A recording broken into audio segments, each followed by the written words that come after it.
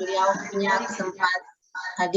beliau punya kesempatan berkumpul bersama kita, memberikan kuliah terkait korelasi antara dunia kampus dengan dunia industri 4.0. Baik, izin Pak, saya perkenalkan dulu Bapak ini supaya Pak Dr. Ridwan bisa dikenal oleh mahasiswa.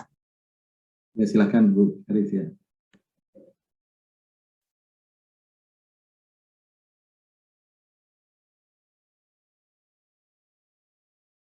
Saya tampilkan kurikulum vitae beliau. Namanya Bapak Dr. Ridwan Banda ST MT. Saya belum lengkapi di sini. Kemudian tempat tanggal lahirnya beliau itu sama dengan kita. Beliau orang Pinrang. Lahirnya tanggal 29 Desember 77. Ada yang sangkatan dengan beliau? Ya, baik. Alamatnya di Sorowako. Jadi beliau sekarang tinggalnya di Sorowako karena kerjanya di Sorowako. Beliau punya 3 anak ya. Pendidikan, latar belakang pendidikan Pak Dr. ada SD-nya di Pinrang. Ada yang sekampung dengan Pak Ridwan? SMP-nya juga di SMP 2, mungkin ada yang satu alumni dengan Pak Dr. Ridwan, ketemunya dari SMU 1 Pinrang tahun 97. Beliau ini S1 dari jurusan Teknik Sipil di Unhas tahun 2003. Beliau selesainya yang dia tulis ini tahun selesainya tahun 2003. Ya. Kemudian beliau menyelesaikan buat teknik transportasi di Unhas juga pada tahun 2014. Siapa yang masih belum termute ya? Oke, saya lanjutkan ya. Beliau juga berhasil menyelesaikan program doktornya di Fakultas Teknik jurusan Teknik Sipil pada tahun 2018. Jadi pengalaman organisasinya Pak Dr. Ridwan ini dulu waktu kuliah di S1 beliau ini adalah sekretaris ketua himpunan mahasiswa Fakultas Teknik. Waktu itu Pak Jamal sepertinya yang jadi ketua umumnya waktu itu. Pak Dr. Ridwan yang jadi wakil sekretaris ketuanya. Kemudian beliau juga pernah menjadi ketua dimensi media implementasi dan aktualisasi visi Makassar. Kemudian beliau juga saat ini adalah anggota organisasi profesional Persatuan Insinyur Indonesia. Jadi nanti setelah selesai kuliah punya pengalaman kerja itu mahasiswa sudah bisa masuk menjadi anggota dari organisasi profesional Persatuan Insinyur Indonesia. Nah, di Agustus 2015 sampai 2019 beliau adalah anggota LSP Vale Indonesia. Sekarang kepala TUK ya Pak ya, Engineering and Construction. Seperti itu. Kemudian pengalaman profesional beliau, pengalaman profesional ini terkait dengan pengalaman kerja. Beliau dulu adalah asisten laboratorium di jurusan Teknik Sipil. Saya lupa Pak, Bapak asisten laboratorium di laboratorium apa? Laboratorium bahan. Oh, mekanika bahan ya. Bahan ya. Oh ya. Bapak asisten saya berarti. Saya yang asistensi maksudnya. Kemudian Pak Dr. Ridwan ini pernah kerja di CV Mulyadi Engineering Consultant. Kemudian pernah kerja di PT Abdi Satria Bumi Consultant Juni 2004 sampai 2006 dengan posisi terakhir sebagai Kepala Divisi Engineering Design. Saat ini ya Pak ya, mulai tahun 2006 sampai hari ini posisi beliau ini bekerja di PT Vale Indonesia Tbk. PT Vale ya, posisi sebelumnya dari asisten construction engineer, manager of civil road maintenance and concrete plan and capital construction manager, dan posisi saat ini senior contract engineer di PT Vale Indonesia Tbk. PT Vale ini adalah sebuah perusahaan di perusahaan asing Pak ya, Pak Ridwan. Perusahaan asing yang bergerak di bidang pertambangan, pertambangan nikel, Pak Ridwan ya. Jadi nanti Pak Ridwan yang akan menjelaskan mungkin tentang industri PT Vale, bidang usahanya, dan bagaimana sih peran kita di situ, dan nanti masuk juga ke korelasi antara dunia kampus nanti dengan dunia industri. Kalau Pak Ridwan mungkin nanti akan lebih dekat dengan bagaimana industri mahasiswa dengan industri pertambangan misalnya yang sekarang Pak Ridwan lagi geluti. Jadi industri PT Vale itu bergerak di bidang industri pertambangan dan harus berhadapan juga dengan industri 4.0. Pak Ridwan mungkin sudah menghadapi dari kan sudah lama di PT Vale dari tahun 2006 sampai dengan tahun saat ini. Tentunya banyak sekali perubahan-perubahan yang terjadi, terutama perubahan-perubahan ya terkait dengan digital gitu, yang tentunya kita sebagai orang yang berkecimpung di dalam industri itu harus bisa menghadapi segala perubahan yang ada di dalam industri itu, di dalam industri yang berkorelasi juga dengan dunia luar. Jadi itulah kehebatan sebenarnya manusia, cepat dalam beradaptasi, tetapi dalam proses beradaptasi itu harus ada proses belajar. Nah, sekarang di kampus ini kita berhadapan dengan bagaimana mahasiswa nanti ini, mahasiswa ke depan, generasi yang akan datang ini yang akan masuk ke dunia industri, sudah siap menghadapi segala perubahan-perubahan di era-era digital saat ini yang perubahannya sangat cepat. Ya Pak ya Ridwan ya. Baik, saya tidak perlu lagi lama-lama memperkenalkan beliau. Mungkin ini ada yang bisa screenshot. Saya bisa lihat, mahasiswa-mahasiswa bisa lihat. Saya tidak perlu lagi memperkenalkan beliau. Silahkan didengarkan apa materi yang dibawakan oleh Pak Dr. Ridwan. Semoga bermanfaat. Mohon perhatiannya, tetap fokus pada kuliah hari ini, karena kuliah ini adalah momentum awal perkuliahan kita memasuki tahun 2021, tahun ajaran 2021-2022. Baik, Pak Ridwan, perkenalannya mungkin sudah cukup Pak ya. Kalau masih ada yang kurang mau ditambahkan, saya persilahkan. Okay. Baik Pak, waktu dan tempat saya persilahkan kepada Bapak. Mohon perhatiannya kepada mahasiswa semua agar tetap fokus dan memperhatikan materi Pak Dr. Ridwan STMT. Terima kasih Pak, silakan waktu dan tempat saya berikan ke Bapak. Assalamualaikum warahmatullahi wabarakatuh. Assalamualaikum warahmatullahi wabarakatuh. Waalaikumsalam warahmatullahi wabarakatuh. Salam sejahtera buat kita. Pertama, mari kita mengucapkan syukur kepada Allah SWT karena pada pagi hari ini kita diberikan umur yang panjang ya, sehingga kita bisa bertemu di tempat yang sangat berbahagia ini.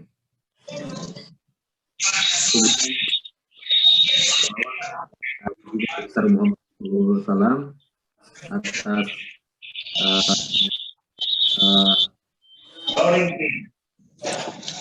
sehingga kita ini bisa mendapatkan ini petunjuk kesempatan ini. Oke,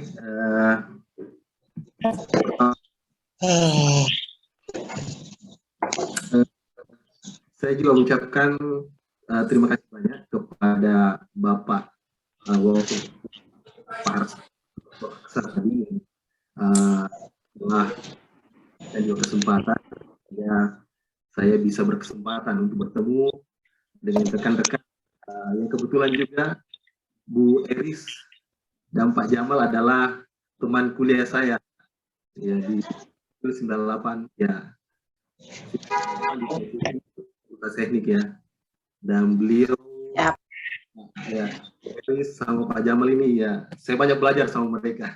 Ada Pak Hamzah, Pak Hamzah. Pak Hamzah ada juga di sini bersama kita, Pak Hamzah. Oh iya, ini iya. Ya, jadi mudah-mudahan yang ini ya 2 jam ini kita bisa nanti kalau saya lebih kepada sharing diskusi ya. Iya, mulia. Pengalaman pada saat dia ini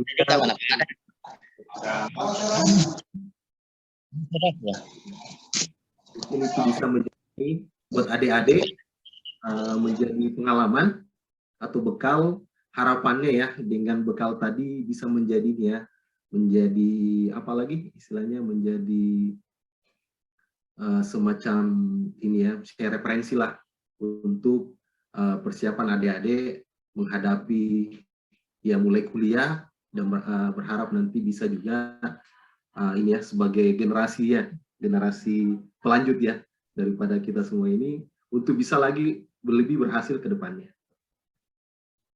Ya. Terima kasih juga untuk perkenalannya tadi ya, perkenalan yang diberikan oleh ini Ibu ini ya Ibu Eris untuk perkenalan singkat mengenai perjalanannya karir dari sejak mahasiswa sampai saat ini ya bekerja di PT Pale Indonesia. Perkenalan sedikit untuk PT Indonesia dulunya seiring waktu terjadi perubahan dinamika sehingga sebelumnya PT Inco yang dimiliki oleh ada perusahaan Kanada kemudian dibeli oleh atau diakuisisi oleh perusahaan Pale Brasil yang ada di Brasil. Jadi sekarang dulunya Inco Kanada saat ini menjadi diakuisisi oleh Pale dari Brasil.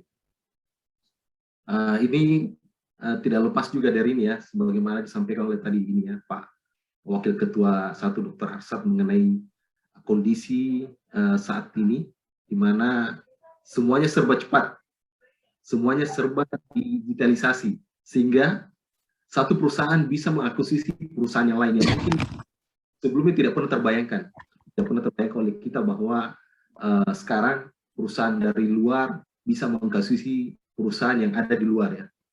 Jadi kita memiliki perusahaan yang bisa jadi perusahaan di Indonesia, tapi sebenarnya pemiliknya sudah berada di luar Indonesia. Begitupun sebaliknya, kita juga di Indonesia sendiri jika memiliki perusahaan, memiliki kesempatan untuk memiliki perusahaan yang ada di luar negeri.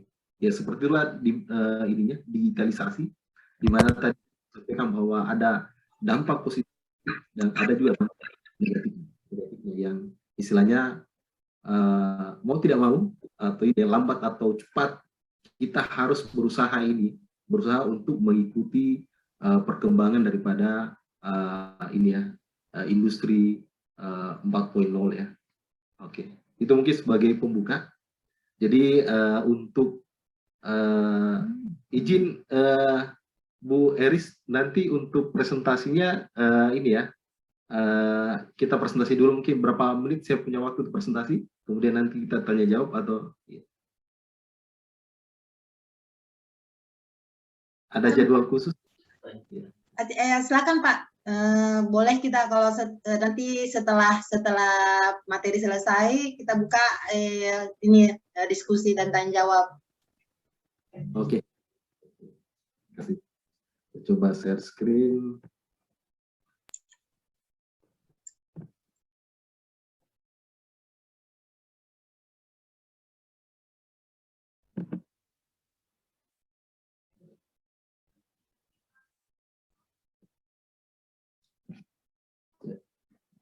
Gimana, sudah kelihatan ya screen-nya?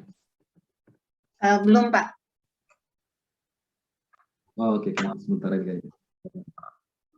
Ya, Oke, sudah. Clear.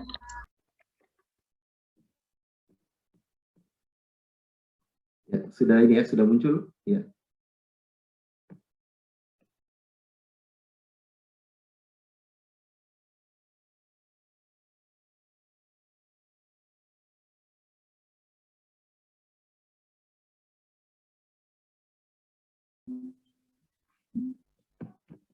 Ya, halo? Ya.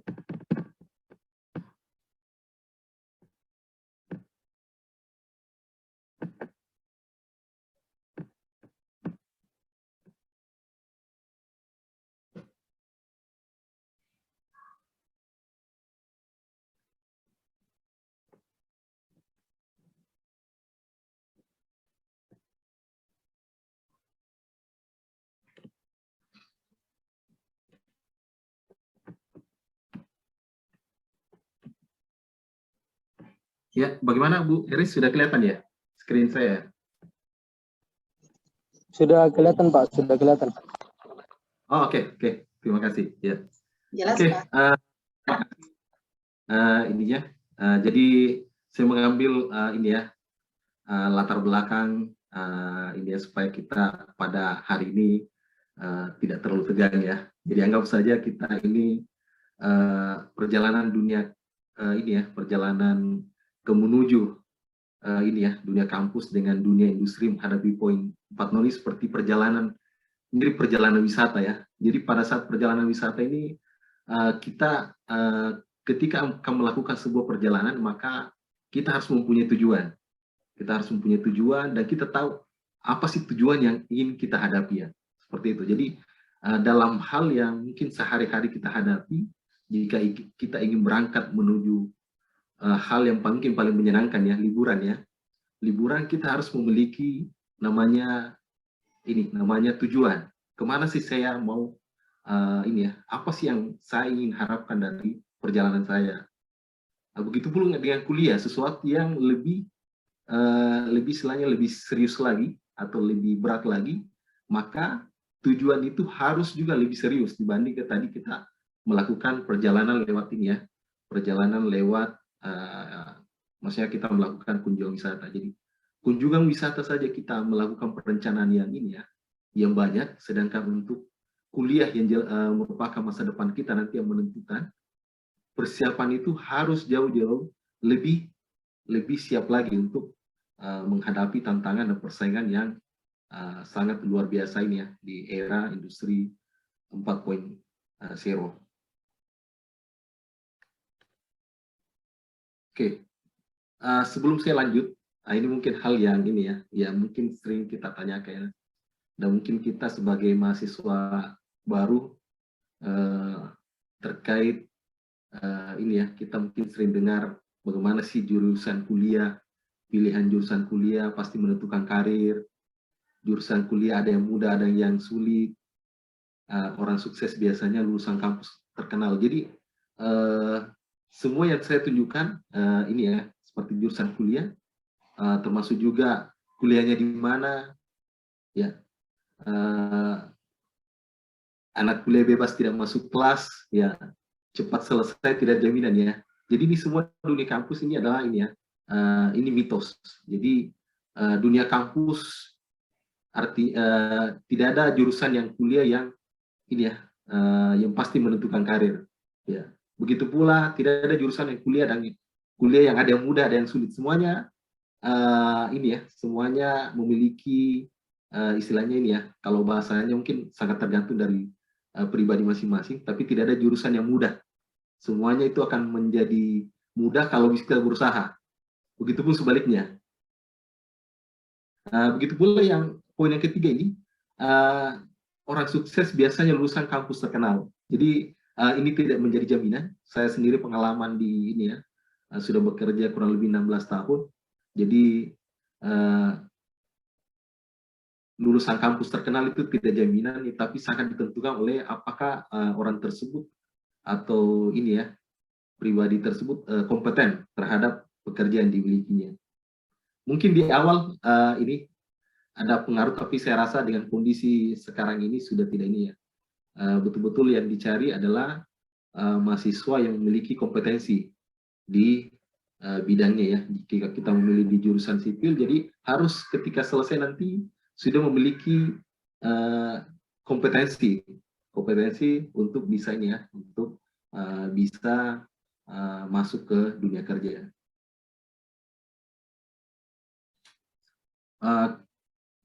Begitu pula kehidupan mahasiswa itu bebas ya, itu mungkin yang sering kita dengar, tapi sebenarnya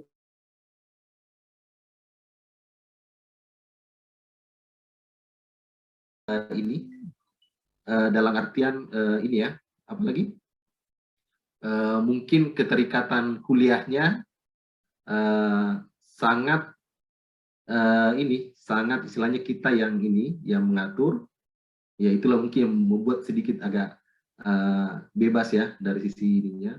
Tapi di situ juga ada tanggung jawab ya, bagaimana istilahnya bebas tadi dalam artian ini bebas yang bertanggung jawab ya. Begitu pula organisasi ya, ini juga membuat mahasiswa lama selesai ya. Ini sangat mitos juga karena banyak saya juga pengalaman di kampus, banyak rekan-rekan yang aktif berorganisasi dan cepat juga selesai. Jadi tidak menjadi batu sandungan, organisasi tidak menjadi batu sandungan untuk kita bisa cepat selesai ya.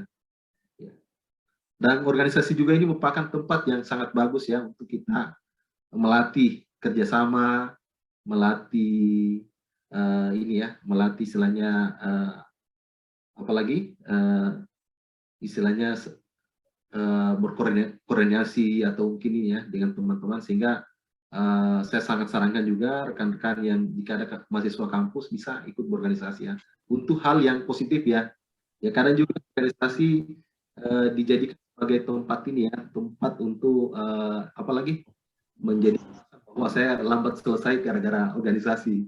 Padahal itu sangat-sangat ini ya, sangat-sangat tidak berhubungan ya. Organisasi itu harusnya bisa menjadi ini ya, menjadi tempat kita untuk melatih ini ya. Di dunia kerja juga itu sangat dibutuhkan namanya korelasi ya, koordinasi, istilahnya kita sangat dibutuhkan kita bagaimana dalam sebuah tim bisa bekerja sama sehingga pekerjaan bisa berhasil. Begitu pula di organisasi merupakan tempat untuk melakukan istilahnya berlatih untuk bekerja sama dengan rekan-rekan yang lainnya.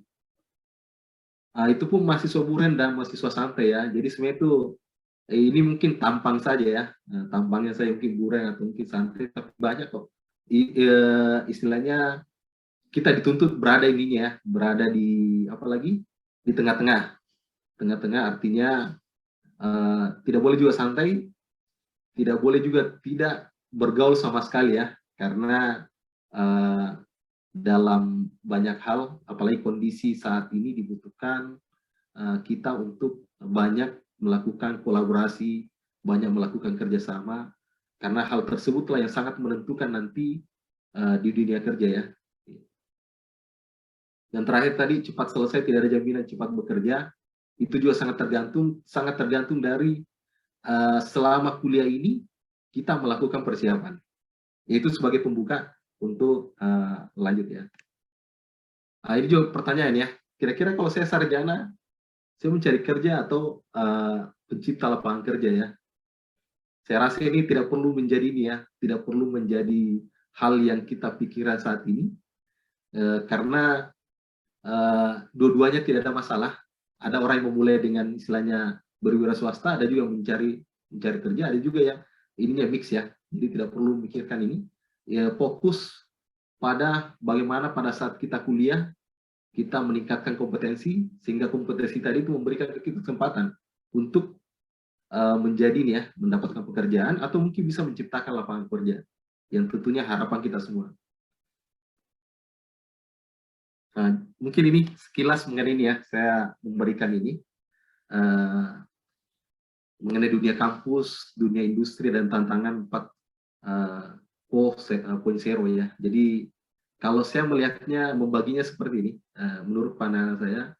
Jadi dunia kampus itu ini pre-karir ya, artinya kesempatan kita untuk menyiapkan nanti untuk ini ya, menyiapkan karir kita ya. Ya, kemudian nanti yang tantangan 4.0 itu adalah merupakan ini ya, post daripada ini ya, atau mungkin bisa bahasanya itu karir advance atau mungkin selain pengembangan. Tapi dunia kampus lain ini dituntut kita untuk melakukan persiapan. Kapan persiapan kita di dunia kampus ini tidak ini ya, tidak siap atau tidak istilahnya gagal memanfaatkan ini ya, kesempatan yang mungkin biasanya 3 atau 4 tahun di dunia kampus, maka yakinlah untuk selanjutnya akan sangat lebih berat lagi.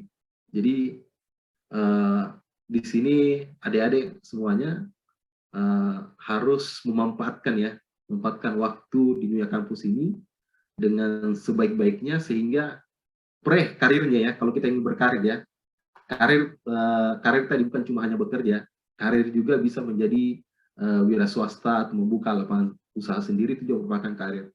Jadi bagaimana kita di dunia kampus ini belajar kepada ini ya, dengan rekan-rekan ke dosen ya, dosen-dosen, sehingga kita bisa siap dan kompeten dari dunia kampus, sehingga bisa menyambut dua fase yang saya bilang bahasanya dua fase lagi, dunia industri, kemudian tantangan yang 4.0 ya, yang lebih berat lagi. Sehingga kegagalan di pre-karir ini maka akan berdampak pada tahap ya, selanjutnya. Jadi di sini nanti saya akan menjelaskan sedikit mengenai ini ya, bagaimana sih pada saat di mahasiswa, kemudian pengalaman bekerja ini ya, sampai saat ini ya. Jadi sebenarnya tadi disampaikan Pak Bu Eris, jadi kualifikasi di sini didapatkan dari ini ya, keterlibatan dari mulai ya, termasuk sebenarnya mulai dari ini dunia kampus, di mana pada saat dunia kampus sudah ini ya, menjadi asisten laboratorium ini, kemudian masih asisten dosen juga untuk beberapa mata kuliah, dan kemudian sempat ikut juga terlibat di ini ya, proyek-proyek yang dari kampus ya. Kebetulan pada saat kuliah ada dosen yang butuh bantuan sebagai ini, kita sebagai latihan ya, ikut mengerjakan beberapa pekerjaan ya, walaupun istilahnya sangat ini ya, masih dibimbing oleh dosen ya pada saat di kampus, tapi itu hal yang sangat ini ya, sangat membantu atau sangat istilahnya memberi apalagi pengalaman yang luar biasa buat kita ya, yang mahasiswa. Bagaimana sih kuliah yang kita dapatkan itu bisa membantu kita untuk menyelesaikan ini ya, permasalahan yang real ya. Permasalahan real itu artinya ada pekerjaan yang kita harus istilahnya selesaikan berdasarkan pengetahuan yang kita miliki. Jadi saya terlibat dari ini pekerjaan ini, jalan, material beton, evaluasi jalan, konstruksi jalan, ya, termasuk juga manajemen transportasi dan beberapa proyek. Jadi dengan terlibat pada beberapa disiplin ilmu atau beberapa pekerjaan yang berbeda, membuat kita memiliki pengalaman pada beberapa bidang tersebut. Ya. Tadi pendidikan sudah disampaikan juga oleh Bu Eris tadi pada perkenalan. Tapi mungkin poin yang saya ingin sampaikan buat adik-adik sekalian ya, bahwa bekerja itu tidak menghalangi kita untuk melakukan ini ya, melakukan untuk kuliah, dan disitulah perannya kita bagaimana memanfaatkan waktu kita ya. Makanya waktu ini sangat penting, bagaimana juga memanfaatkan kesempatan yang ada untuk bisa ini ya, untuk bisa kuliah. Jadi bagaimana bisa ini ya, bisa bekerja sambil kuliah ya. Itu memang ini butuh ya, kalau bahasa effort yang ini ya, yang besar untuk bisa melakukan hal tersebut, dan butuh juga dukungan ya, keterbukaan dengan ini ya, atasan, sehingga hal tersebut tidak menghalangi kita, pekerjaan bisa berjalan, dan kita juga bisa ini ya, kuliah ya. Oke, itu tadi pengalaman organisasi ya. Jadi pengalaman profesional mulai dari ini ya sebagai asisten lab, kemudian sempat ikut di dosen saya juga, beliau Pak Dispu Mulyadi, yang banyak memberikan bimbingan dan arahan di awal mengenai mengerjakan ini ya pekerjaan teknik, kemudian ikut di konsultan di konsultan ini di Kalimantan. Jadi saya kurang lebih 2 tahun setengah di Kalimantan. Kemudian ada lowongan kembali ke ini PT Pale Indonesia dari tahun 2006 sampai saat ini dengan beberapa ini ya posisi mulai dari asisten construction engineer sampai saat ini sebagai senior contract engineer. Jadi posisi yang berbeda ini memberikan juga pengalaman yang berbeda. Jadi memang posisi yang berbeda itu memiliki ya plus minus ya. Satu sisi ketika berpindah posisi kita harus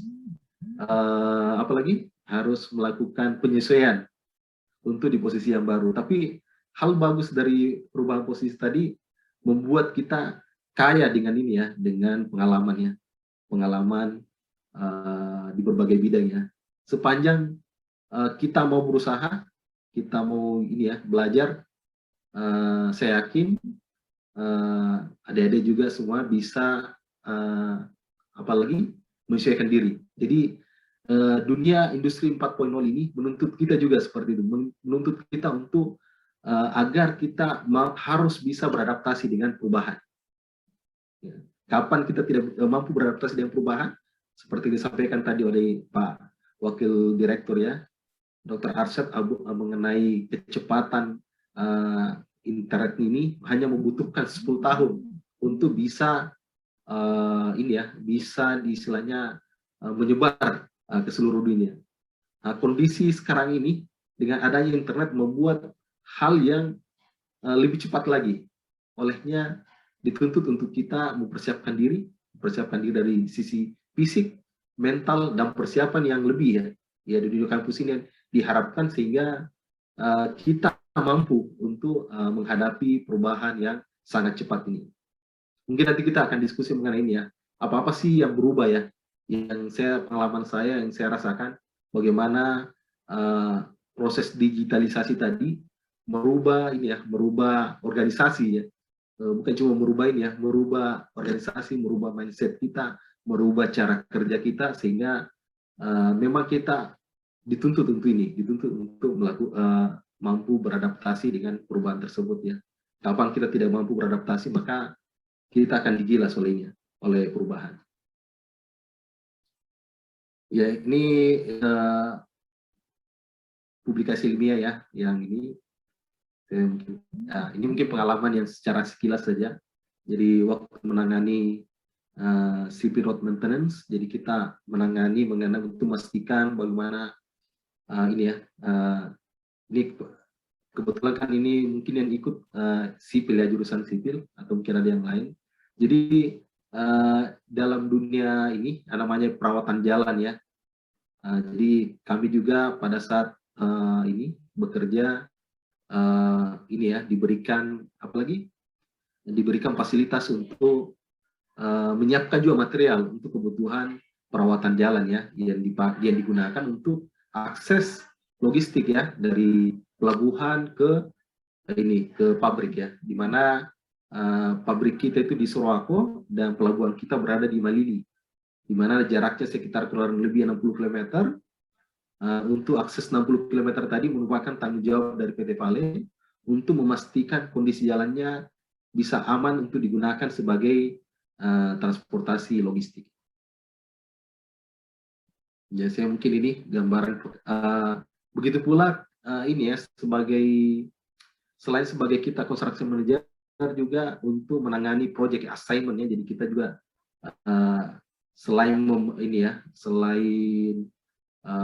sebagai penanggung jawab untuk perbaikan jalan, kita juga bertanggung jawab diberi assignment untuk menjadi construction manager untuk beberapa pekerjaan yang berkaitan dengan bidang keilmuan saya. Kebetulan bidang keilmuan saya adalah ilmu teknik sipil, maka diberikan proyek-proyek yang ini ya, yang istilahnya untuk pelaksanaan proyek-proyek terkait ilmu kesipilan seperti ini rigid pavement, kemudian juga ada juga untuk ini ya, mitigasi ini, ada juga untuk penanganan landslide, ya, ada juga kita menggunakan ini ya, perbaikan fasilitas ya, ada juga untuk major rehab dan beberapa ininya ya, beberapa proyeknya yang hal tersebut sangat dibutuhkan keilmuan kita untuk bisa memastikan proyek tersebut bisa sesuai dengan ekspektasi yang diharapkan ya, bukan cuma dari sisi ini waktu, tapi dibutuhkan juga dipastikan bahwa terpenuhi dari sisi kualitas ya, teknikalnya terpenuhi, kualitasnya terpenuhi. Begitu pula kita ini ya terlibat dari ini bagaimana jadi di dunia industri 4.0 ini kita sangat dituntut untuk melakukan inisiatif perbaikan. Jadi jangan kita ini dengan permasalahan itu adalah peluang buat kita ya. Jadi kalau kita menemukan permasalahan, jangan bingung ya, atau jangan oh ini wah masalah lagi nih, masalah lagi. Padahal itu masalah adalah peluang kita untuk melakukan perbaikan. Nah, namanya kita melakukan initiate improvement. Jadi kita kita istilahnya bisa berkembang atau bisa mendapatkan peluang dari masalah yang ada dengan mengusulkan beberapa inisiatif improvement yang bisa jadi mungkin di awal ini ide itu istilahnya mungkin belum berhasil dengan baik, tapi seiring dengan perbaikan ya secara kontinu, maka inisiatif tadi menjadi sesuatu yang memberikan dampak yang besar ya. Termasuk juga kami ini kemarin terlibat sehingga pemanfaatan slide, sehingga slide tadi kita saat ini lagi pendaftaran untuk mendapatkan paten ya, paten untuk pemanfaatan daripada slide. Di PT Pale tadi ini ya, ada juga pekerjaan yang kita terlibat ya untuk kolaboratif. Jadi memang dituntut untuk kita melakukan improvement, bukan cuma ini ya, improvement tadi dari sisi teknikal, ada juga improvement untuk dari sisi jika terjadi insiden, baik insiden yang sifatnya mungkin terkait ini ya, mungkin kendaraan, termasuk juga dari sisi insiden karena mungkin terjadi longsor ya. Jadi kita menganalisis kenapa bisa terjadi longsor. Nah, itulah tim ini terlibat dari beberapa bagian. Kita diberi waktu untuk menganalisis apa sih penyebab terjadinya sebuah insiden ya, sehingga dari tim tadi bisa menemukan akar masalah, sehingga akar masalah tadi diharapkan tidak terjadi di tempat yang lain ya, atau mungkin bisa dicegah peluangnya terjadi di yang lainnya. Nah, termasuk juga terlibat di ini ya, Green Proper Team. Jadi kalau PT Pale itu di dunia tambang itu sangat ini ya, sangat prestisius ya, prestisinya tinggi jika kita mendapatkan Green Proper ya dari Kementerian Lingkungan. Artinya keberhasilan kita untuk mampu memenuhi persyaratan lingkungan di atas daripada yang disyaratkan, makanya bahasanya Green Proper. Jadi kalau cuma pemenuhan namanya ini Blue Proper, tapi kalau Green Proper adalah kita melakukan inovasi sehingga inovasi tadi bisa mengantarkan kita ini ya, sebagai perusahaan yang mampu menunjukkan kepedulian yang besar terhadap lingkungan ya, yang di atas daripada ya persyaratannya. Ini mungkin sekilas saja ininya beberapa. Jadi pentingnya tadi poin yang saya mau ini kan di sini bahwa jadi bagaimana kita sebagai ini ya kuliah di kampus harus banyak melakukan kolaborasi ya dengan rekan, bukan cuma di jurusan sipil tapi mungkin di jurusan yang lain, sehingga hal itu akan memudahkan kita nantinya ketika bekerja, mampu bekerja ini ya, mampu sebagai bagian tim dari tim yang lainnya ya, untuk apalagi ya, untuk istilahnya menyelesaikan sebuah permasalahan atau mungkin membuat sebuah terobosan ya, sehingga hal tersebut bisa memberi banyak manfaat ya. Jadi sangat banyak yang mengenai ya. Ini contoh-contoh kolaboratif yang kita lakukan di ini selama bekerja ya. Mari mendapatkan Green Popper, kemudian juga kita ini ada yang saya tunjukkan di sini bagaimana kita memanfaatkan ini ban bekas sehingga menjadi penahan tebing yang di satu sisi sebagai ini waste-nya tadi yang ini bisa menjadi bahan konstruksi ya. Banyak inisiatif seperti kita berdayakan, termasuk juga kita memberdayakan slag yang kita gunakan untuk perkerasan jalan ya. Jadi itu memberi kita mengurangi waste di satu sisi, dan di satu sisi kita memanfaatkannya. Jadi ya secara otomatis limbah menjadi berkurang ya. Jadi di bidang sipil sendiri ini memiliki peluang yang sangat besar, banyak untuk kita memanfaatkan material yang tadinya dibuang menjadi sesuatu yang berguna ya. Termasuk juga kemarin kita mengembangkan juga namanya road recycle, di mana material jalan yang selama ini kita buang kita bisa memanfaatkan kembali digunakan untuk kembali di jalan, sehingga hasil daripada road recycle tadi itu mengurangi beban biaya kita yang hampir setengahnya dari biaya konvensional yang kita dengan melakukan terobosan tadi ya. Jadi menghargai lingkungan, atau tadi mungkin masalah yang kita dapatkan di lingkungan bisa menjadi sesuatu yang memberikan nilai tambah buat kita. Tinggal bagaimana kita istilahnya berusaha untuk melakukan kalau bahasanya itu kajian atau mungkin melakukan evaluasi, sehingga sesuatu yang tadi menjadi tidak berguna menjadi sesuatu yang berguna. Dia disesuaikan tentunya dengan bidang keilmuan kita ya. Karena kebetulan bidang keilmuan saya adalah sipil, maka saya berusaha bagaimana limbah-limbah tadi itu bisa dimanfaatkan untuk sesuai dengan bidang yang kita ketahui. Ya. Hal ini mungkin kalau kita bekerja di perusahaan, mungkin kesannya akan menambah pekerjaan, tapi satu sisi itu memberikan nilai plus buat saya pribadi, karena dengan keterlibatan pada proyek-proyek seperti ini mengantar saya untuk bisa istilahnya menjadikan bahan untuk disertasi saya, sehingga kalau bahasanya tadi sekali mendayu 2-3 pulau bisa terpenuhi. Di satu sisi perusahaan juga mendapatkan benefit dari hasil pemanfaatan limbah tadi. Satu sisi pribadi kita juga mendapatkan benefit karena tambahan karena tadi bisa juga menyelesaikan kuliah sambil bekerja. Itulah mungkin sisi yang kita memang tidak boleh saling kalau bahasanya tadi harus seimbang seimbang, karena bekerja itu adalah kewajiban kita, tapi sisi juga berharapannya tadi bisa juga berkontribusi untuk perusahaan dari sisi sesuai dengan bidang keilmuan kita ya. Intinya, jadi makanya tadi kuliah ini sangat kuliah buat adik-adik dan waktu 3-4 tahun ini betul-betul harus dimanfaatkan semaksimal mungkin. Kalau perlu istilahnya menguras ilmu dari dosennya ya, sehingga ketika nanti selesai bisa menjadi kompeten bisa sehingga bisa siap untuk di dunia kerja ya. Atau mungkin kalau yang mau lebih jauh lagi bisa langsung membuat lapangan pekerjaan, itu sesuatu yang lebih baik lagi ya.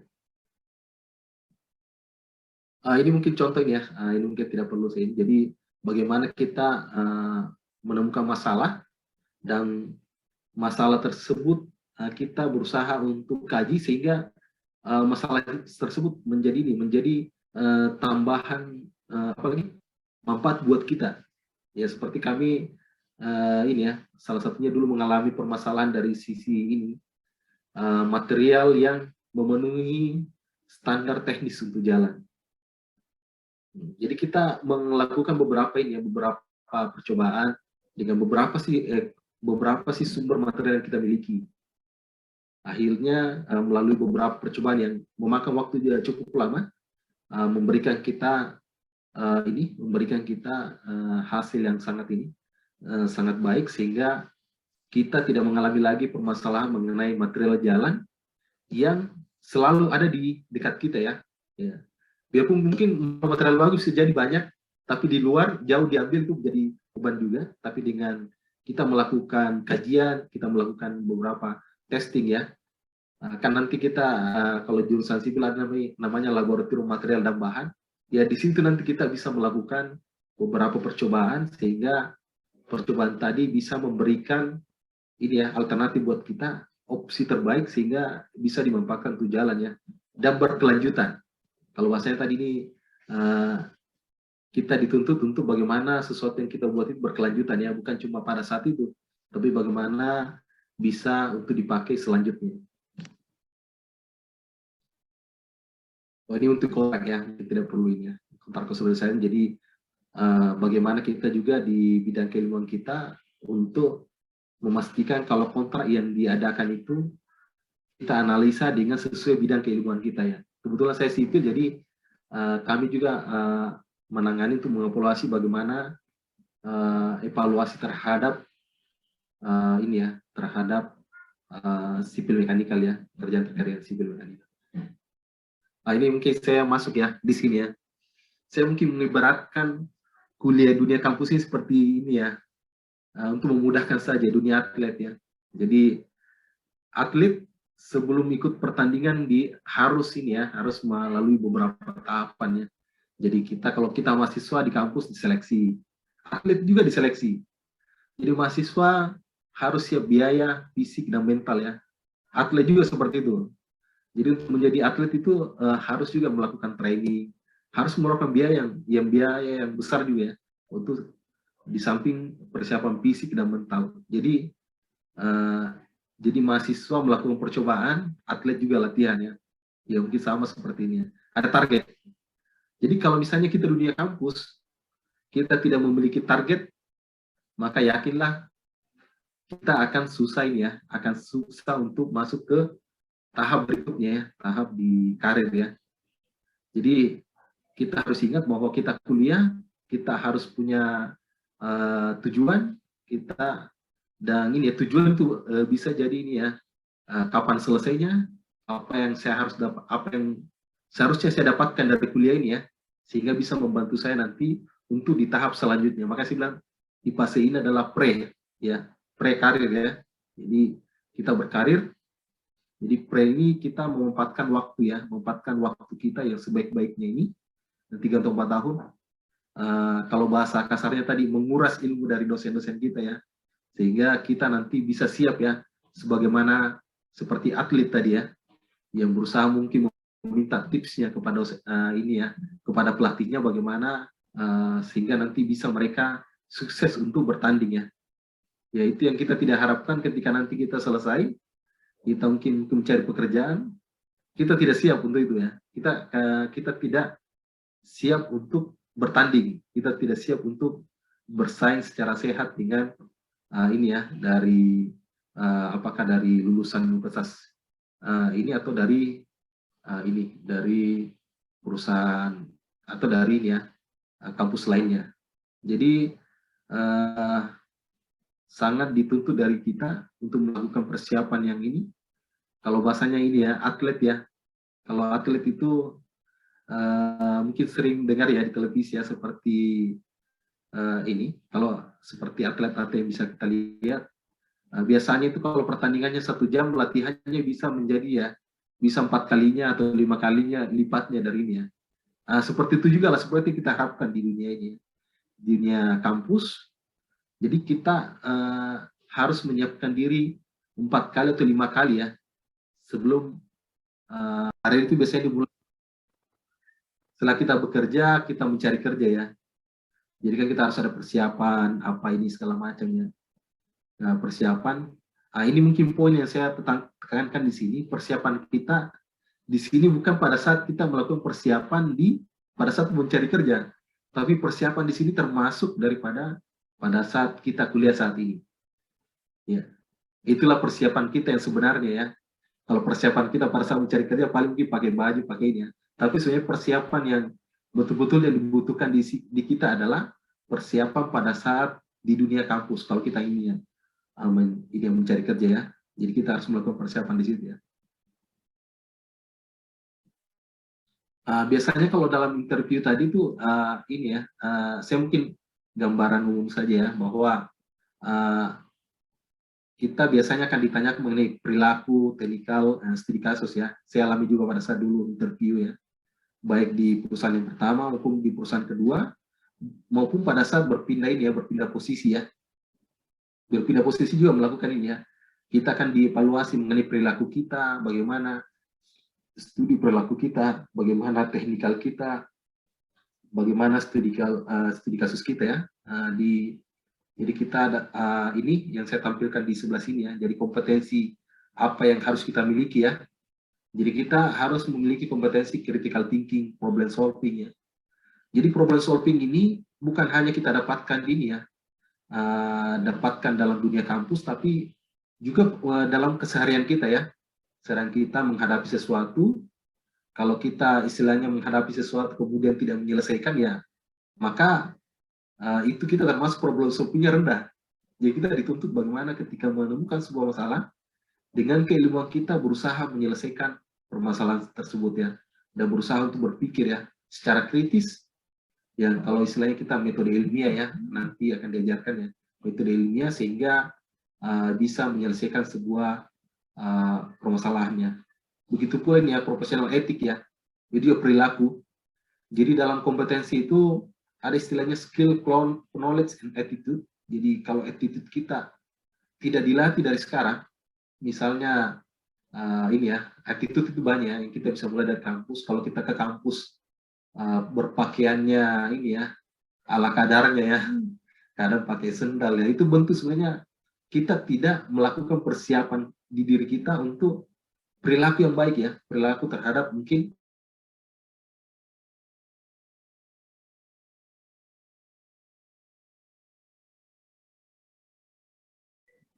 siap memberikan kita ilmu. Jadi kita juga ketika menuntut ilmu harus dituntut untuk melatih perilaku kita ya, untuk ini ya, untuk persiapan ini ya, menuntut ilmu. Jadi karena memang skill, knowledge, attitude, walaupun mungkin seseorang itu memiliki kepintaran yang ini ya, yang rata-rata, tapi kalau dia tidak memiliki attitude atau perilaku yang baik juga, maka dia akan sulit untuk bekerja sama. Sehingga ketika sulit bekerja sama, maka hal itu menjadi poin minus ya, untuk misalnya bekerja di suatu tempat ya. Teamwork ya tadi ya, sangat erat kaitannya tadi, oral written communication ya, jadi memang sangat dituntut kalau di perusahaan asing. Bahasa Inggris ya, bahasa Inggris sebagai bahasa ini kedua yang kita gunakan, sehingga dituntut untuk dari sekarang sejak kuliah kalau perlu memanfaatkan waktu ya, untuk di sela-sela ini kursus bahasa Inggris ya, atau kursus bahasa yang lain. Jadi bukan cuma, kalau sekarang globalisasi, pusat-pusat ini sudah ini ya, berpindah juga ya, mulai dari ini sekarang juga ini ya, China yang memiliki sekarang ini sebagai salah satu pusat ini juga, pusat industri juga, sehingga dituntut juga sekarang untuk ini, untuk menguasai bahasa yang ini ya, Cina. Semakin banyak penguasaan bahasa kita, maka itu akan menjadi nilai plus buat kita untuk persaingan nanti di masa yang akan datang ya. Dan selanjutnya seperti itu ya. Ini juga yang ini ya, ini poin interview perilaku ya. Jadi ini saya cuma menghubungkan tadi terkait dengan dunia kampus ya. Dunia kampus tadi ketika kita terlibat di sebuah organisasi, ada tugas yang diberikan, maka disitulah sebenarnya kita melatih ya, melatih diri kita untuk mampu menyelesaikan sebuah permasalahan ya, situasi, tugas, dan aksi, dan hasil dilakukan. Jadi bukan cuma hanya pekerjaan terkait ini, tapi ini juga bisa dalam bentuk pelatihan kita untuk mampu melihat sebuah situasi, tugas yang akan dilakukan, melihat aksi atau follow-up yang akan dilakukan, dan hasilnya.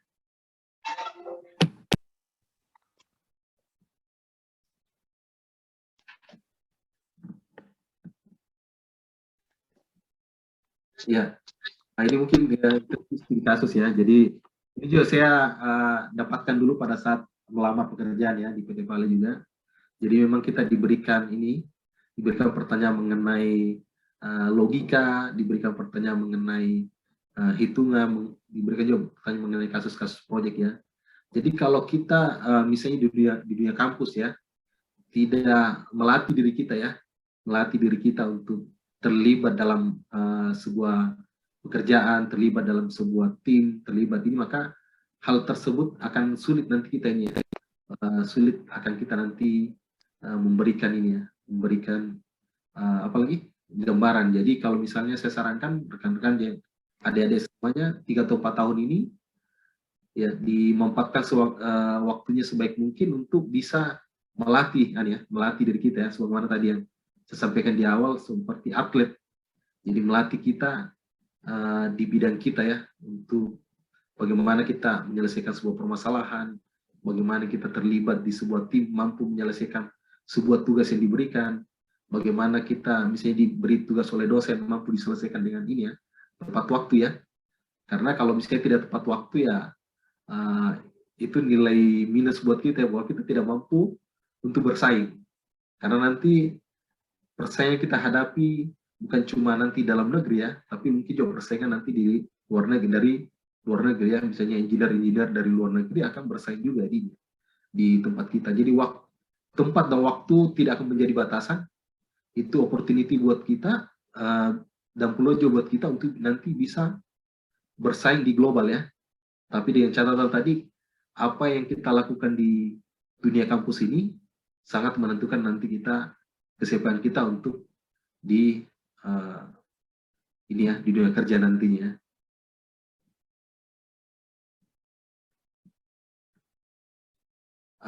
Ya, ini mungkin gambarannya bahwa jadi salah satu psikolog ya mengatakan bahwa rahasia kesuksesan tadi ini ya, ada yang disebut dengan grit atau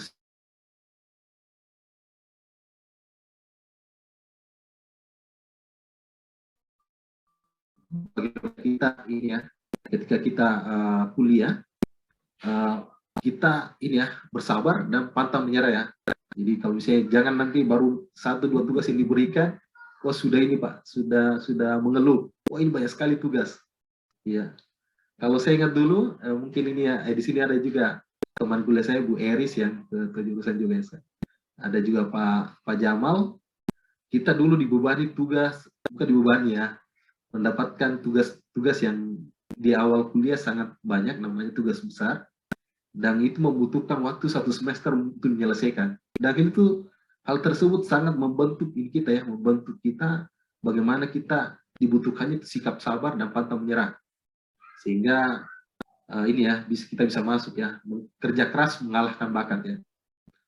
Nah, ini kalau saya tampilkan di slide di sini, BNSP sebagai ini ya, standar untuk badan untuk sertifikasi kompetensi Indonesia ya. Ini ada skill, ada attitude, ada ini ya, knowledge ya. Kalau knowledge, mungkin kita bisa dapatkan di kampus ya, didapatkan dari mungkin pengajaran kuliah, tapi kalau misalnya dari sisi skill sama attitude tadi, itu peran dari diri kita itu sangat dibutuhkan. Jadi bagaimana kita melatih diri kita, skill kita tadi mungkin tadi skill bahasa, kemudian ada tadi skill untuk ini ya, menyelesaikan persoalan ya, menyelesaikan masalah, problem solving, dan terakhir attitude ya. Attitude tadi bagaimana kita tadi sikap sabar kita, pantang menyerah, sikap kita untuk ini ya, respect kepada rekan ini ya, rekan kuliah, atau mungkin respect sama juga respect sama dosen ya, sehingga itu membentuk kita, memberikan kita nanti sehingga kita selesai kuliah kita mampu nanti sukses di ini ya, karir industri ya, karena memiliki tadi kita sudah melatih skill, attitude, knowledge kita untuk bisa nanti bersaing. Ini sebagaimana disampaikan tadi oleh ya, Pak Ibu ini, Pak Wakil Ketua Dr. Arsak dan Bu Eris mengenai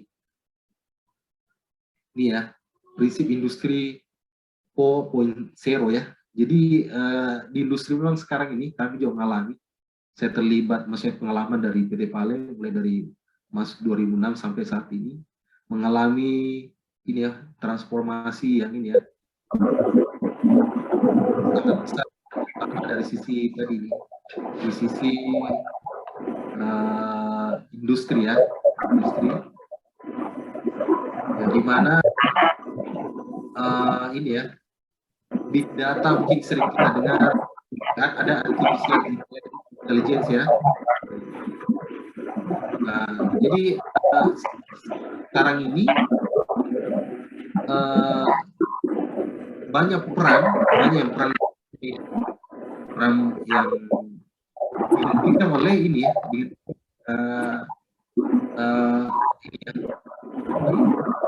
dari sisi ya, ini industri ya,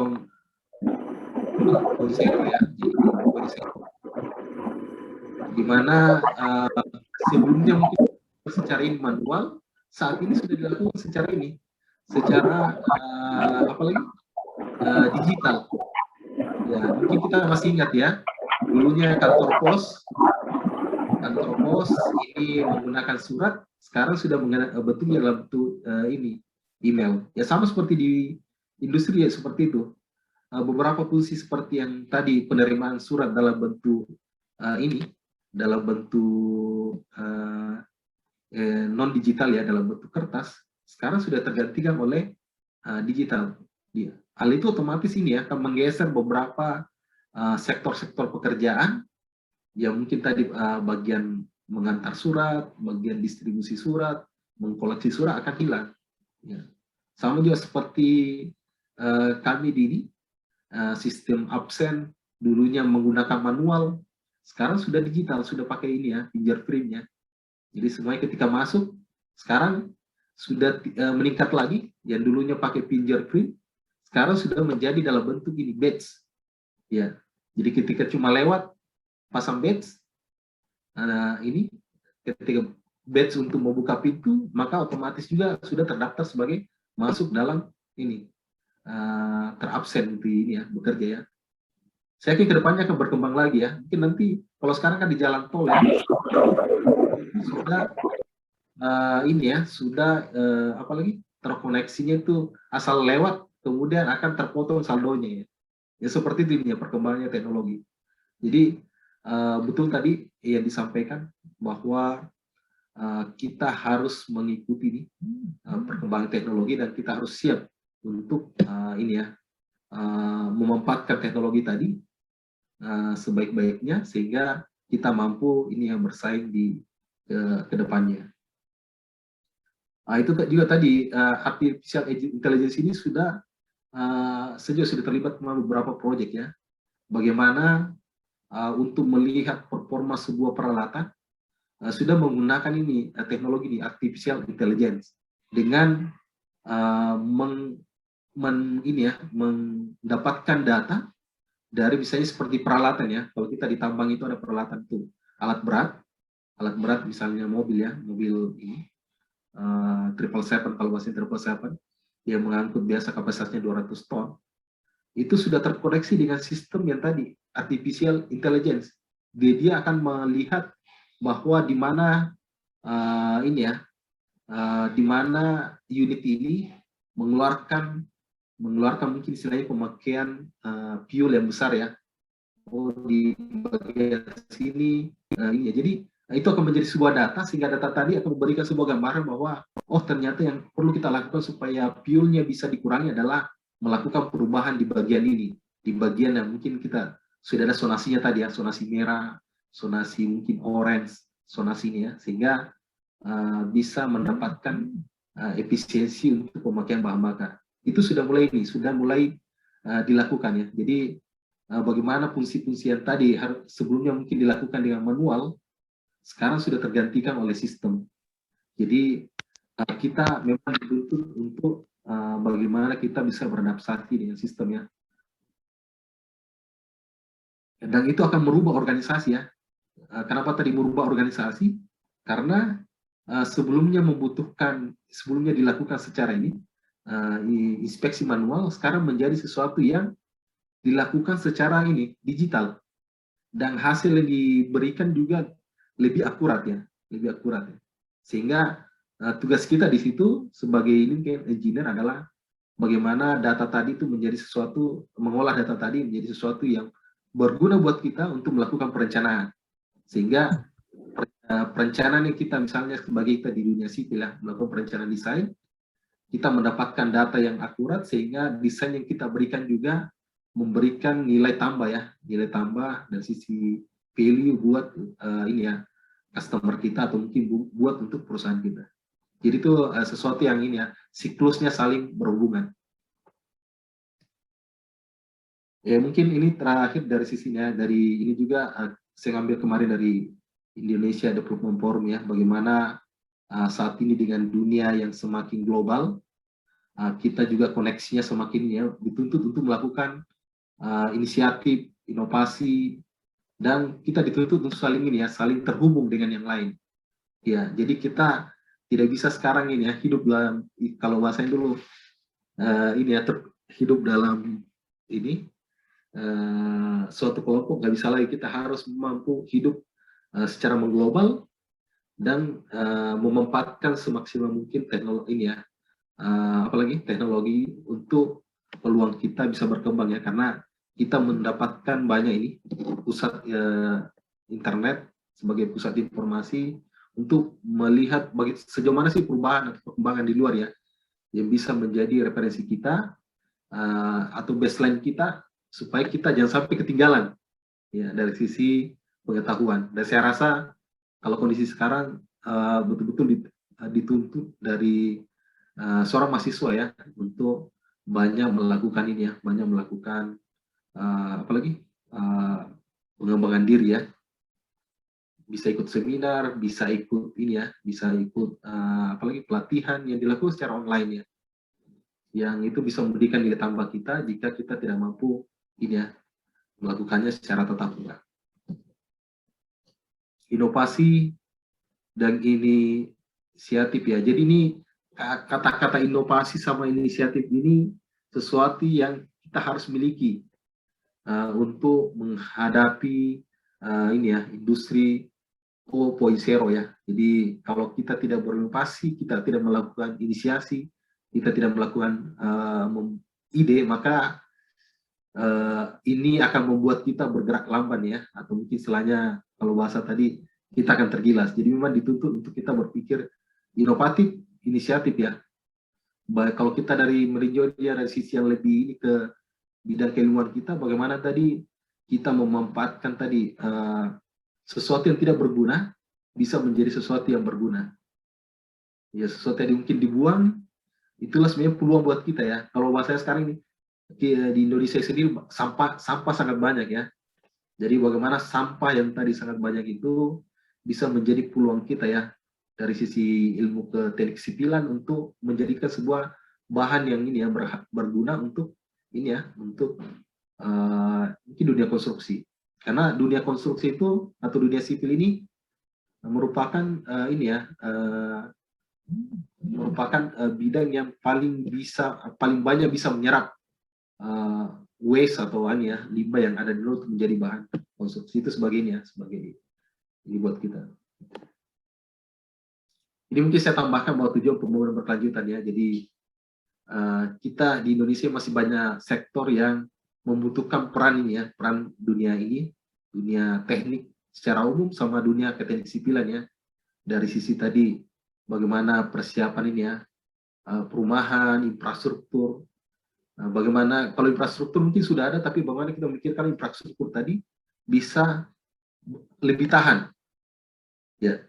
Jadi atau mungkin bisa jadi biaya yang lebih murah. Itulah tantangan kita yang harus kita siapkan ya, bagaimana membuat infrastruktur tadi yang paling padat modal menjadi sesuatu yang bisa kita ini ya, dengan melakukan inovasi kita bisa membuat infrastruktur tadi jauh lebih mungkin lebih efisien atau mungkin lebih murah ya dari sisi biaya.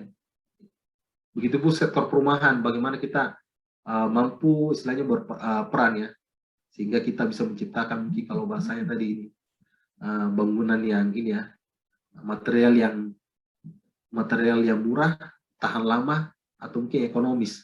Itu banyak hal yang bisa menjadi peluang kita ya untuk mendukung SDG ya. Nah, ini sebagai ini ya, 2 slide penutup ya. Sebelum nanti kita ini akan tanya jawab. Jadi mengapa untuk ini ya, untuk berhasil kuliah saja tidak cukup. Jadi kuliah itu plus ini ya, harus kita kompeten ya. Jadi ini saya ambil ilustrasi ya, baut ya. Jadi kalau misalnya di sini kelihatan di gambar yang paling atas, gambar A, B, dan C ya. Jadi kalau semakin panjang ini ya, dengan gaya yang sama, terlihat bahwa, atau penempatan yang sama ya, maksudnya kalau kita lihat di sini, kapabilitas kita sama semua ya, kapabilitas kita memiliki kapabilitas yang sama, tinggal bagaimana kita ini ya, menempatkan diri kita ya, menempatkan diri kita sehingga hal yang sama tadi itu bisa menjadi hal yang berbeda. Kita lihat di sini di poin A tadi dia terlalu dekat, maka butuh lebih ini ya, lebih lambat dibanding bagian B. Bagian B lebih C. Seperti itulah juga ininya yang dibutuhkan dari adik-adik ini ya, kuliah. Jadi ada waktu 3 atau 4 tahun kita memanfaatkan ini ya, sehingga tadi kita bisa berada di C ya. Jadi kita memiliki potensi yang sama, tapi kita mampu memaksimalkan potensi tadi ya. Potensi tadi sehingga ini ya, kita bisa lebih berhasil ya. Mungkin kalau misalnya, kalau dianalogikan, kalau nggak belajar ya, mungkin masih bisa putar baut, tapi dia akan butuh waktu, seperti A tadi ya. Butuh waktu di A, ini ya, untuk melakukan perubahan, memutar baut, padahal sebenarnya kita bisa melakukannya seperti di gambar yang di C. Untuk mengetahui ini dibutuhkan tadi nih. Jadi kita bukan cuma saya datang kuliah ya, kuliah mendengarkan ya, tapi bagaimana kuliah tadi kita mampu mengembangkan skill kita dari knowledge yang kita berikan oleh ini ya, dosen, kita mampu kembangkan menjadi sebuah skill yang dituntut juga tadi attitude ya, attitude bagaimana kita sabar dalam menjalani proses tadi ya, proses perkuliahan dari awal sampai akhirnya, sehingga itu menjadi sesuatu yang bermanfaat. Jadi kita kuliah, kita diberi modal 3 atau 4 tahun, bagaimana modal tadi yang 3-4 tahun tadi kita bisa memanfaatkan ini ya, semaksimal mungkin untuk bisa mendukung kita nanti bisa sukses nanti berkarya ke depannya. Ya, terakhir sebelum ini ya, sesi ini.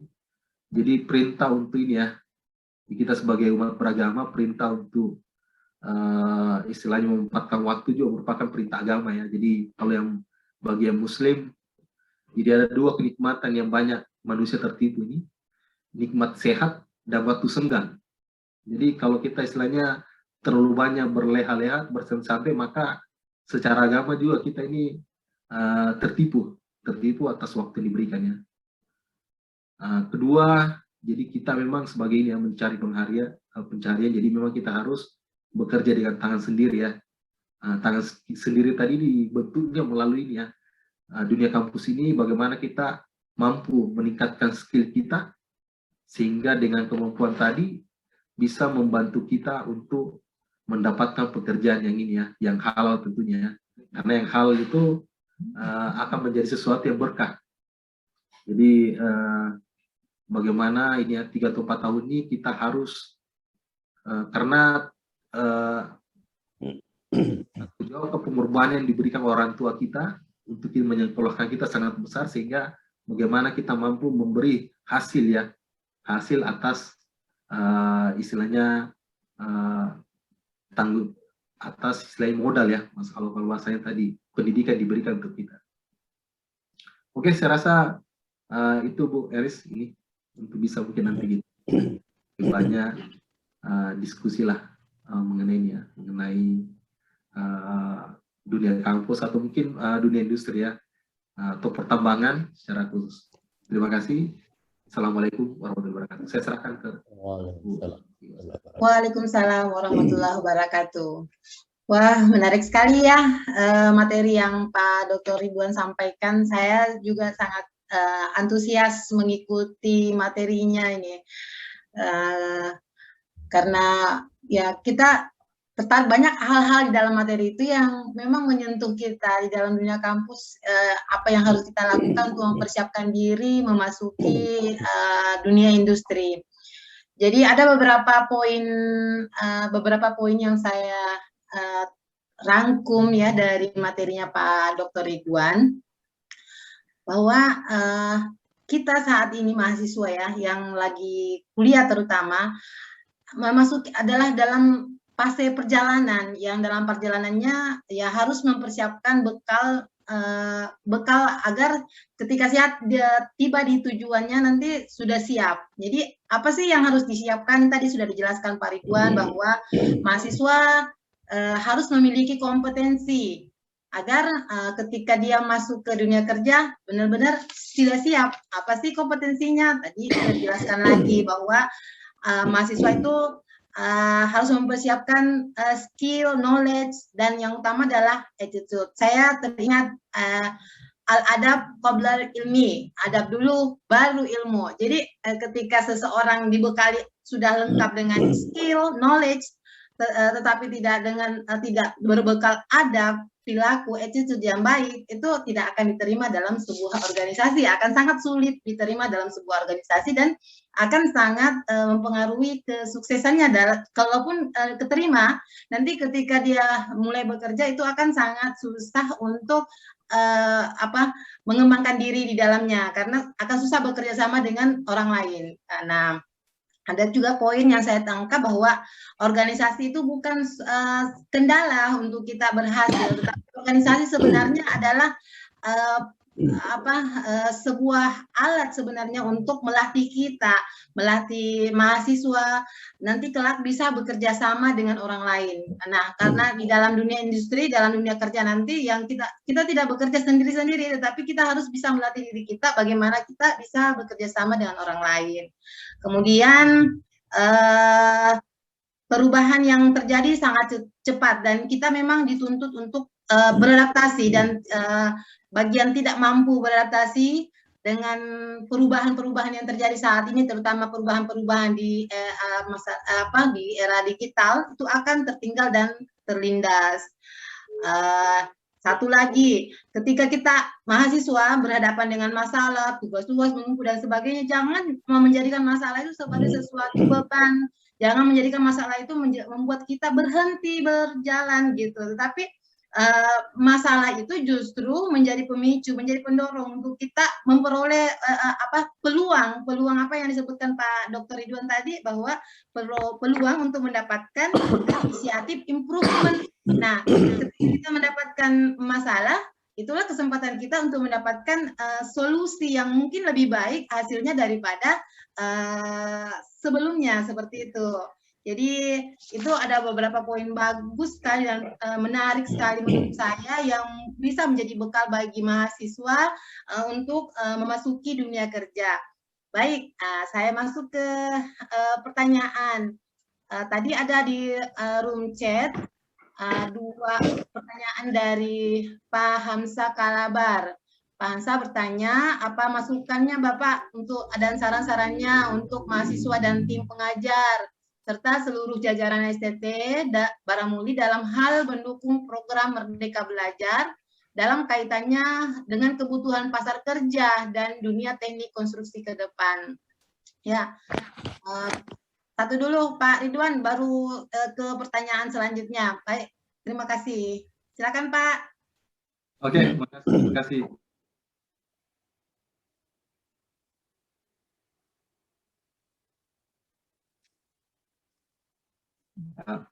Program yang ini ya, program yang sangat bagus ya, Merdeka Belajar ini bagaimana dituntut untuk kolaborasi antara ini ya, antara dunia industri dengan ini dunia kampus ya, sehingga diharapkannya nanti mahasiswa memiliki bekal ini ya yang cukup untuk nanti bisa bersaing di dunia kerja ya. Kalau saya mungkin pertama begini ya, jadi dari sisi mahasiswanya sendiri, kalau dari sisi Merdeka Belajar tadi ini, kalau kondisi sekarang ya, kondisi era digitalisasi ya, di mana kita tidak dibatasi oleh waktu untuk belajar, dibatasi oleh ini ya. Bahkan istilahnya kita bisa melakukan banyak hal dalam waktu yang kesempatan, tinggal kita memanfaatkan waktu yang tadi kalau ini, sehingga masih sudah merdeka belajar ya, karena sekarang ini teknologi mendukung ya untuk kita bisa belajar dimanapun, kapanpun, tinggal kita mengatur jadwal kita sehingga atau membuat perencanaan ya, kalau tadi plan do action yang tadi ya. Sehingga juga jangan sampai juga kita istilahnya terlalu banyak hal yang kita ingin capai dalam satu waktu sehingga membuat tadi yang lain jadi tidak terencana dengan baik ya. Jadi kalau saya menyarankan adik-adik mahasiswa sudah memiliki target-target, baik dari sisi target kan kuliahnya nanti seperti bagaimana, sudah memiliki target itu kompetensi apa sih yang harus saya miliki, termasuk tadi pendukungnya, bahasa yang harus saya penuhi. Jadi waktu modal 3-4 tahun untuk kita menyiapkan diri ya. Jadi kalau merdeka belajar tadi bagaimana hubungannya dengan ke dunia ini ya, dunia kerja ya. Biasanya di kampus itu juga ini ya, bagaimana kalau misalnya ini ada proyek, dulu saya terlibat di dosen ya, sehingga hal tersebut sangat membantu saya untuk kondisi merdeka belajar ini, di mana saya sudah terlibat di beberapa ini ya pekerjaan ya, maksudnya terlibat beberapa pekerjaan, sehingga hal tersebut sangat membuat kita transportasinya lebih cepat ya, sehingga mungkin kalau saya saran dari sisi kampus ya, mungkin ini bisa perbanyak kerjasama dengan dunia industri, atau bisa juga melakukan site visit, atau kalau bahasanya mungkin kunjungan ini ya, kunjungan mahasiswa, sehingga mahasiswa bisa melihat langsung bagaimana sih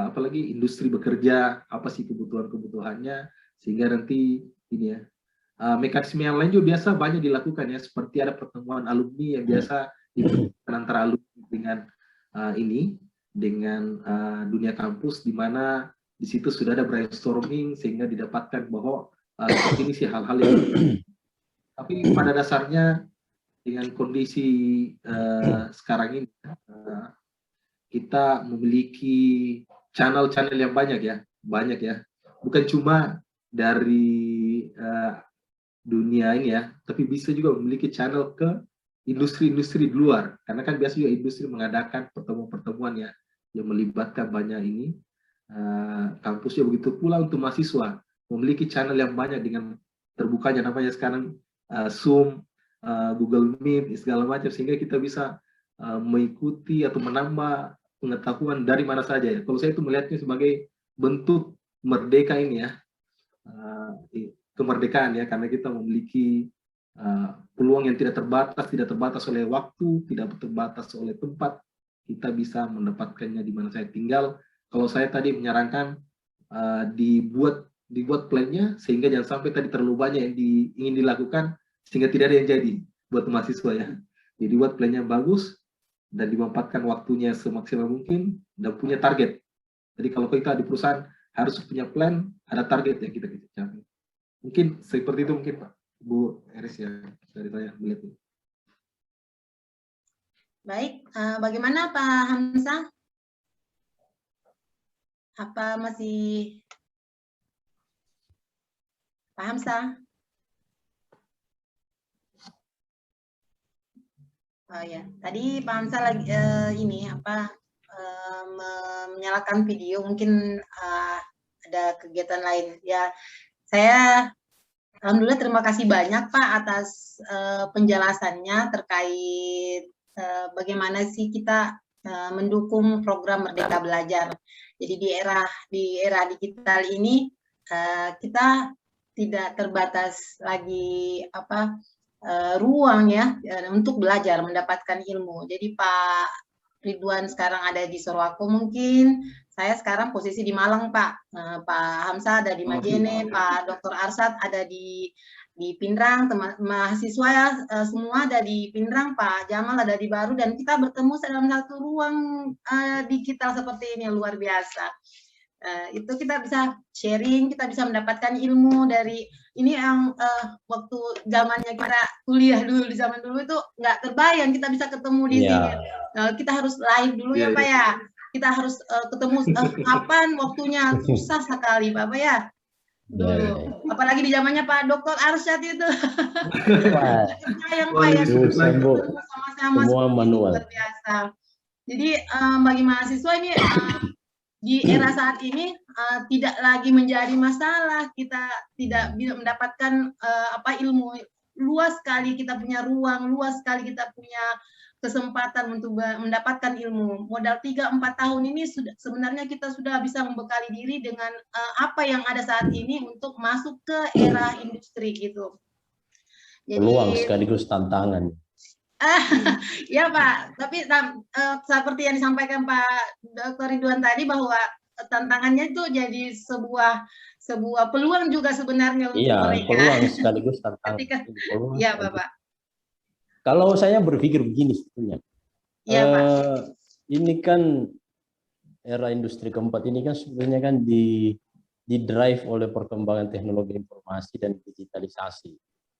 Nah ini memberi peluang mahasiswa untuk tidak hanya menjadi pekerja, tapi menjadi kasarnya menjadi bos lah ya. Jangan orientasi yang selalu kerja. Saya berpikir ke depan seperti itu Pak. Bagaimana kita ini tidak hanya menjadi pencari kerja, tapi mereka mampu menciptakan lapangan kerja. Karena begini, kita ini kan tertinggal dari negara-negara lain karena komunitas entrepreneur kita kan masih sangat rendah. Nah ini terbuka peluang yang sangat besar. Jangan hanya berorientasi selalu mau cari kerja, tapi bagaimana seperti yang disampaikan tadi Pak Jamal punya target. Misalnya dalam umur sekian saya harus sudah punya perusahaan sendiri, sudah mau seperti itu yang ada di kepala saya ya. Makanya kemarin waktu penyambutan mahasiswa baru 4 tahun itu sudah harus out dari kampus. Tidak boleh berlama-lama di kampus. Kemarin kan ada angkatan 2000, saya buru betul apa masalahnya, kenapa tidak selesai. Jangan terlena di kampus. Memang kan ada kadang-kala masa keenakan gitu, mungkin ya belum dibebani tanggung jawab dan sebagainya. Tapi kan ini perkembangan semakin cepat, semakin masif, harus direspon dengan tidak berleha-leha tadi seperti